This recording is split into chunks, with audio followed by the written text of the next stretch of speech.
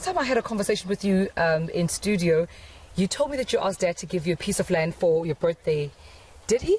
Yes, this is the land that he gave me, and this is what I've planted. My goodness, so these are cabbages that you said you wanted to plant? Yes. So how long did they take you to plant these cabbages? It took 90 to 110 days. Yeah. Yes. And they're looking so good and so big. Are they ready for harvest? No, just for a few days, few weeks. Then we'll start harvesting. Yes. Yeah. You were just showing me some of the pests that you have to spray. So what happens then when you find worms or pests inside your cabbages? Do you spray over them? Like, what's the process that you take? You spray like over them, because if you spray inside there, the pests they'll die and dry inside there. So like you want to spray like this so that they can smell it and they die. Right. Yes. But I also see there's black plastic at the bottom there. What is it used for? The black plastic is for preventing is for helping with the weeds. Okay. So that there is no much labor in the weeding. Yes. And it also stores some water. Oh, they store some water inside with the black plastic. Yes. So, Junior, we are on a spinach farm, right? How do you plant your spinaches? We plant the spinaches with seedlings, because if we plant them with seeds, the seeds take more time to come out, and the seeds will take longer and waste more water and fertilizer than the seedlings. Right. Yeah. So then how do you water yours? Because it's quite a big farm, a spinach farm here. How do you water it? Because our land is sloping, we decided not to use the sprinklers, which need a pump and all that. So we are using flood, but there are different types of irrigation. There is drippers, there is flood, there is pivot overhead, and the regular sprinklers. Yeah. Yes. And also, I'm sure there are other problems that you deal with, like insects and pests. How do you deal with them? The pests we spray, which for the days when it rains a lot, the rust comes through, which rust is black dots on the spinach leaves. Yes, and then which for that we use is called fungi. So we use fungicide, which currently we are using Aureus.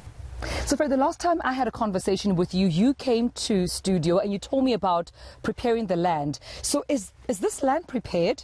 Yes, it has been prepared for the first time, but now we're going to go for the second time, because when you are disking, you first you plow, right, and then you disc. So when you disc for the first time, you allow the weeds to come, and then you disc again so that the weeds can die quick. They die quickly, and then like, they're going to keep on killing us, so they won't want to grow. So what is disking? Disking is like finding up the soil, like, I want to touch it. Now it's like this, but when it's plowed, it's now more lumpier and it's not like this. But when you disc, it's now nice and smooth. Yeah. But I also see a tractor behind me, and I remember the last time I could not believe that you could ride a tractor. So do you use this tractor to basically prepare your field? Yes. I've been waiting to ask you. I want to see you ride the tractor. Can you show me in person that you can ride that tractor? Yes. Okay, let's go.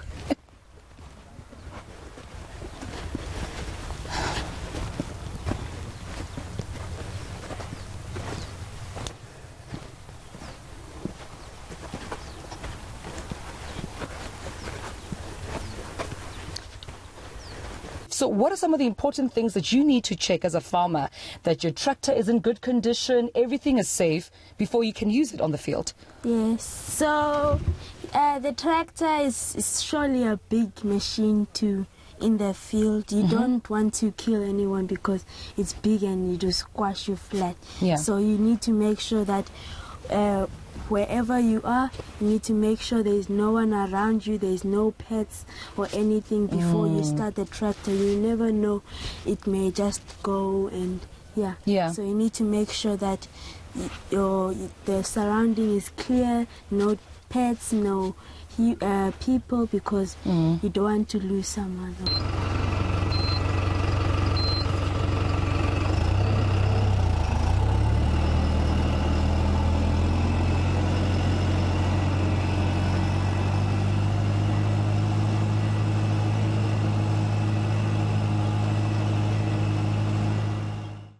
So, Junior, these chickens lay eggs. Tell me more about what you do when you come to this chicken coop.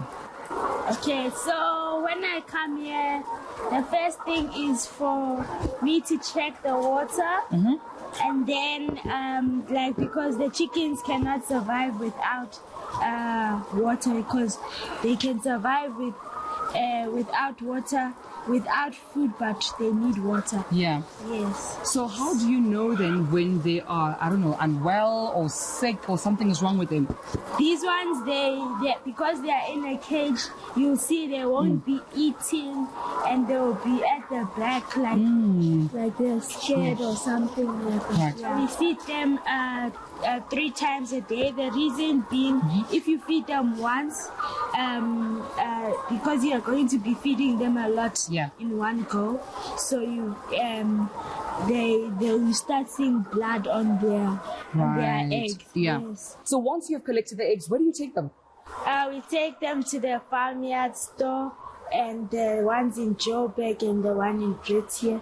So we are also looking for market to supply Pick and Pay and ShopRite and all those shops to buy our products. Yes.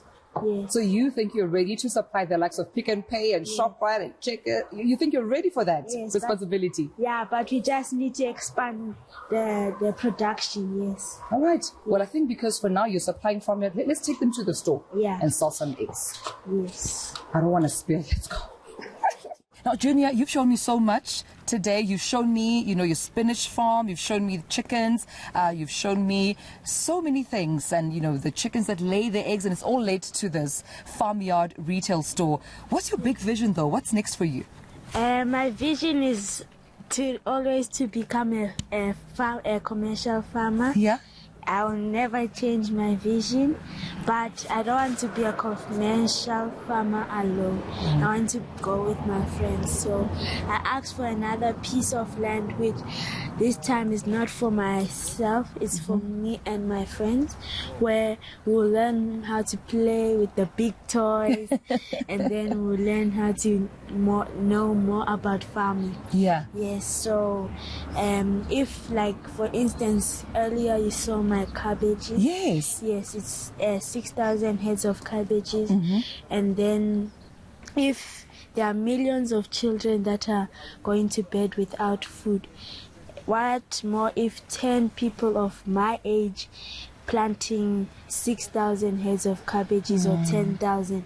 We should surely feed those people that don't have food. So my vision is also to make food affordable for everyone. Like my cabbages, when I sell them, I don't want to make them expensive because people don't have the money to buy expensive foods. Yeah.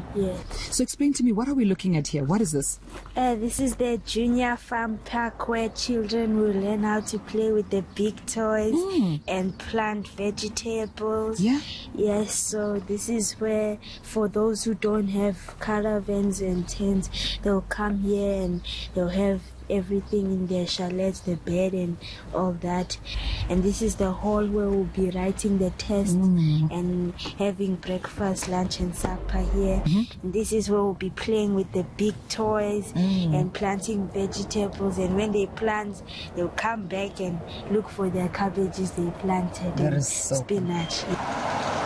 Fred Jr. MacCarthy, the 11-year-old young farmer, is proof that if you are young with a plan and you've planted your seeds, nothing but hard work, you can achieve anything. I've just got my produce from a farmyard. This is Fred's retail store, and I'm about to enjoy them. But also, it's not ending here for Fred. He wants to start a junior farm park, which is, of course, a place for young people to play with the big toys. We wish him nothing but the best of luck. So let me go enjoy my produce, and of course, we'll continue to update you on this beautiful journey. Coming to you from Brits in the Northwest, I'm Tumelo Mothotoane.